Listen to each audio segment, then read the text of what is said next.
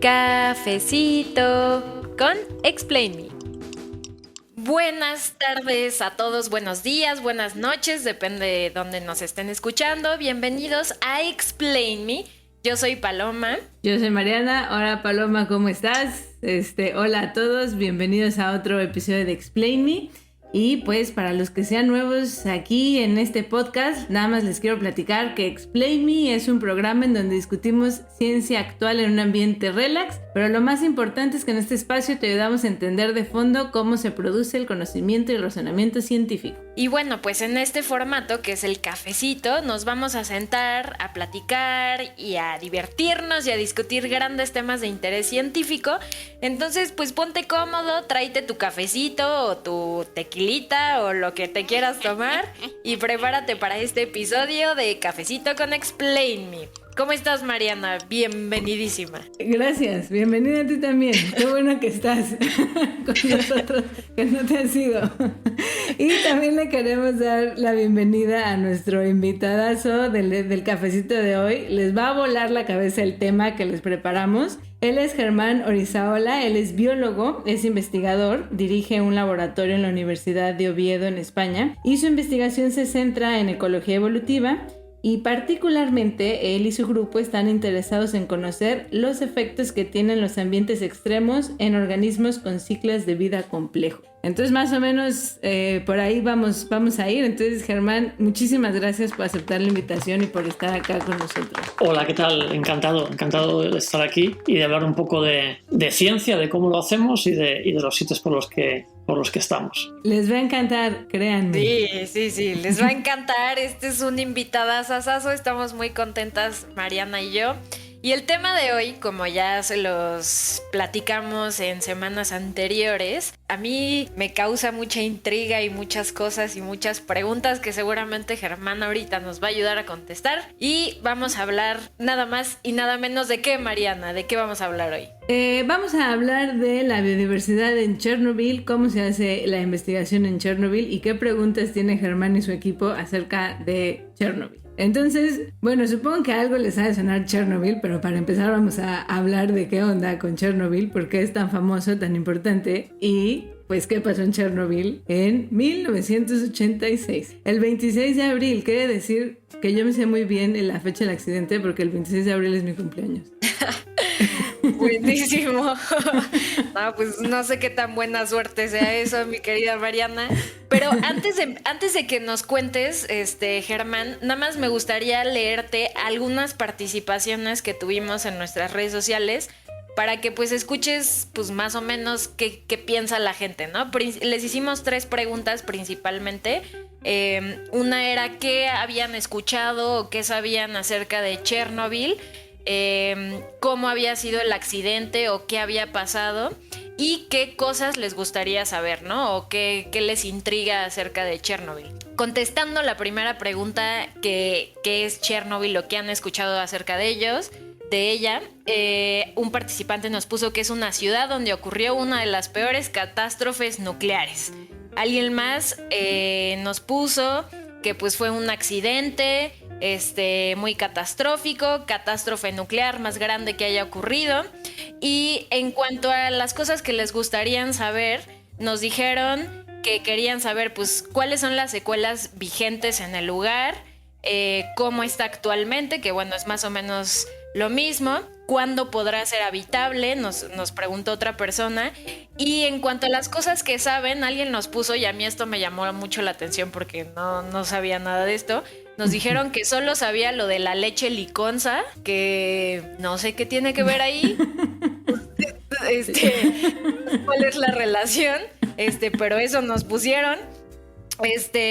Y que pues había sucedido por una falla en los radiadores de la fábrica, que había sido por negligencia, entonces más o menos esas son como las ideas generales. Entonces, ya que sabes esto, Germán, pues ahora sí, edúcanos, dinos qué onda para ver qué tan perdidos estamos todos. Bueno, pues no se está muy perdido, ¿no? Es una de las ventajas de trabajar en un tema como Chernobyl, que la gente más o menos conoce, ¿no? Con más precisión o con menos precisión, pero al menos todo el mundo sabe de qué estás hablando, ¿no? Como decían varios de los participantes, de un accidente en una central nuclear. La central nuclear que estaba alrededor de Chernóbil y que ocurrió, como decíamos, el 26 de abril de 1986. Se estaba haciendo una especie de prueba de cómo funcionaría la central si hubiese un apagón eléctrico. Si sería capaz, todos los procesos que ahí estaban desarrollándose de pararse sin problemas, que era una cosa que en principio, digamos, una prueba de seguridad.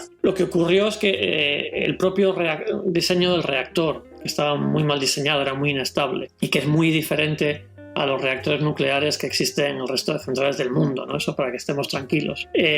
Un mal manejo, una mala preparación de la gente que lo estaba manejando hicieron que la prueba fuera todo lo mal que podía ir y realmente el edificio del reactor saltase por los aires.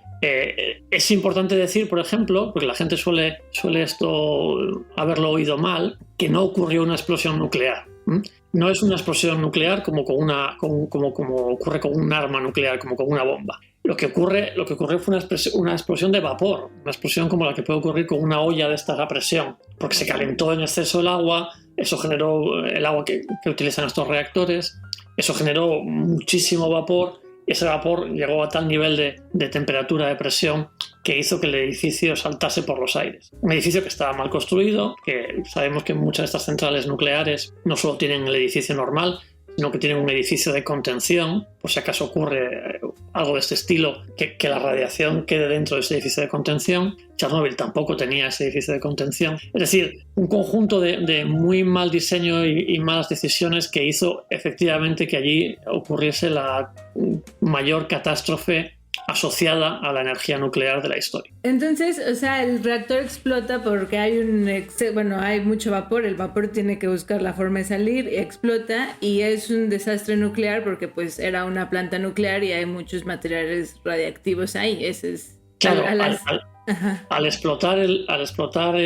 acumularse tanta presión y explotar el edificio, el material radiactivo que forma parte del núcleo del reactor quedó al aire. No solo quedó al aire, sino que además se produjo un incendio de parte de los materiales que estaban en ese reactor, el grafito, unas barras de grafito que estaban en ese reactor, que ya no se usan tampoco en los reactores nucleares actuales. Ese incendio hizo que estuvo ardiendo durante cerca de 10 días, que todavía el accidente tuviera unas consecuencias mucho mayores, porque lo que hizo fue que mucho más material radiactivo se liberase con ese incendio, con ese humo, y se extendiese por bastante parte de Europa, ¿no? Llegó hasta de Ucrania, que es de donde estamos hablando, llegó hasta prácticamente la zona ártica en Noruega y Suecia, zonas de Centro Europa, de Austria, por ejemplo, y pues, sobre todo, evidentemente, alrededor de la central nuclear. Y como digo, para situarnos está pues, en el este de Europa, prácticamente en la frontera entre Ucrania al sur y Bielorrusia al norte. Claro. Wow, imagínense esto, qué locura. Pero bueno, a mí ya con esto por lo menos ya me resolvió una duda Germán, porque yo la verdad ni sabía bien qué onda, justo había escuchado que había sido una explosión y no sé qué, pero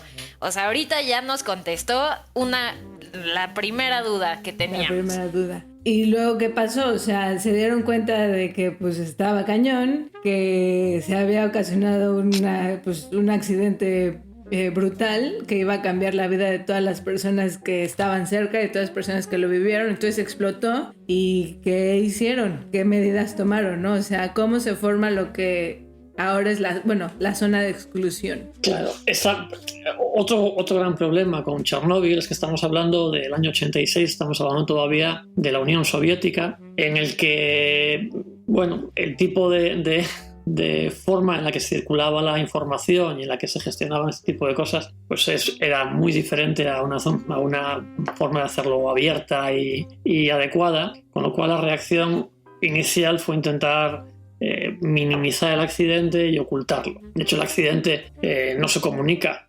oficialmente a los organismos internacionales, y es desde Suecia cuando llega la radiación a Suecia 2 o 3 días después, cuando se da la voz de alarma y se detecta que por las partículas que están llegando eso tiene que ser uno de los reactores de esa zona. Entonces, se reconoce el accidente, se intenta minimizar. Quiero decir, el problema de estos accidentes es que hay que reaccionar rápido, y toda la toma de decisiones fue en los momentos iniciales justo en sentido contrario. Se reaccionó muy lento, se evacuó a la gente en lugar de inmediatamente prácticamente un par de días después. Todo eso, lo mismo, contribuye a que el accidente y sus causas, en este caso sobre todo hacia la población humana, hayan sido mucho mayores de las que podrían o deberían haber sido. Ok, entonces se tardaron en reaccionar. Y luego cuando evacúan, ¿a cuánta gente sacan y en qué rango de territorio? Claro, sí. Esa era una zona que por el trabajo que se hacía en la central nuclear, se había hecho justo al lado una ciudad completamente nueva. No existía en la zona. Lo que existía en la zona es la ciudad de Chernóbil, que es una ciudad realmente histórica de la Edad Media, pero alrededor de la central nuclear se había construido una ciudad que es Pripyat, en donde, bueno, entre una y otra llegaban a vivir unas 350.000 personas. Oye, ¿y esta ciudad se construye, o sea, porque estaba la planta ahí? O sea, eran las personas que trabajaban en la planta, ¿no? Era construida alrededor de las necesidades de las personas que trabajaban en la planta. Sí, era toda gente, en general joven, con muy alta cualificación, una ciudad muy moderna para la Unión Soviética de aquella época, y que se construye efectivamente para dar servicio a la central nuclear, que contaba en el momento del accidente con 4 reactores nucleares en funcionamiento, 2 más en construcción y 3 más en planificación. Iba a ser la mayor central nuclear del mundo. Sitio en el que, bueno, hay sus cosas ocultas, pero además de producirse energía eléctrica para gran parte de Ucrania, parece ser que también se producía parte del combustible que utilizaban las armas nucleares de la Unión Soviética. Y ahí también está una de las razones del uso de esos reactores nucleares tan inestables, ¿no? Porque están diseñados más para la producción de material para utilizarlo en armamento que para energía. ¿De cuánto dijiste que era el número de personas que viven ahí? Se evacuó en varias fases a unas 350.000 personas de un área que es lo que se conoce ahora como la zona de exclusión, ¿no? Entre, como decía, Bielorrusia y Ucrania son unos 4.500 kilómetros cuadrados. Se habla mucho de un área de unos 30 kilómetros alrededor de la central nuclear. No es exactamente así. Hay zonas en las que tiene cerca de 50, hay zonas que es un área, como digo, con 4.500 kilómetros cuadrados, un área bastante grande. Ok, y entonces esto pasa en 1986, sacan a todas las personas de ese radio.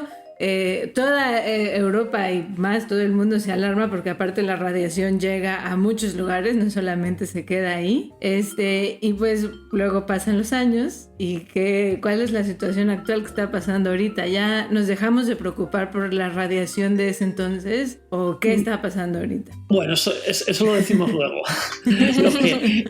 Lo que ocurre es la zona sigue siendo una zona de exclusión. No se ha modificado apenas, de hecho se ha modificado para incluir alguna zona que recibió contaminación. La situación actual es una situación en la que las plantas de producción de energía se pararon y se han comenzado a desmontar, ¿no? y a retirar el combustible que todavía queda en muchas de ellas, ¿no? Es un proceso lento. Al reactor averiado se le puso encima un edificio de contención, un sarcófago, rápidamente. El sarcófago estaba bastante mal construido y se deterioró rápido, y en 2016 le pusieron un nuevo edificio encima de contención, muy moderno, muy caro, muy bien diseñado, que supuestamente permitirá descontaminar el edificio, lo que queda ahí, extraer el material nuclear que todavía queda, ¿no? Eso es la situación. Es una zona en la que, bueno, luego lo hablaremos si acaso con más detalle, sí que vive gente. Es decir, cuando hablamos de que Chernóbil será inhabitable, no es así, nunca ha dejado de estar habitado, y a día de hoy lo que es la ciudad de Chernóbil sigue siendo un sitio en el que viven unas 2.000, 3.000 personas que siguen trabajando en la central nuclear, como digo, en esas labores de desmantelamiento, de descontaminación. Viven fundamentalmente, no toda la semana, pero sí de lunes a jueves, que son el turno de trabajo. Es decir, sí hay presencia humana. Wow, yo pensé que ya no había nadie. Yo pensé que estaba abandonadísimo. No. Y luego lo que hay ahora, que eso también lo hablamos después, es mucho turismo. Es decir, sí que hay una presencia humana fuerte. Y como digo, y no solo las 2.000, 3.000 personas que viven ahí, sino que varios miles también viven fuera y entran a trabajar a la zona de exclusión diariamente. Es decir, hay un movimiento humano mucho mayor de que la gente se piensa, eso sí, muy concentrado alrededor de la central nuclear. Yo no sabía eso. Yo no tenía idea que las personas iban a hacer turismo ahí. Sí, yo tampoco. Así, vámonos de vacaciones. Oye, Germán, pero, o sea, ¿tiene alguna, digo rapidísimo, ¿tiene alguna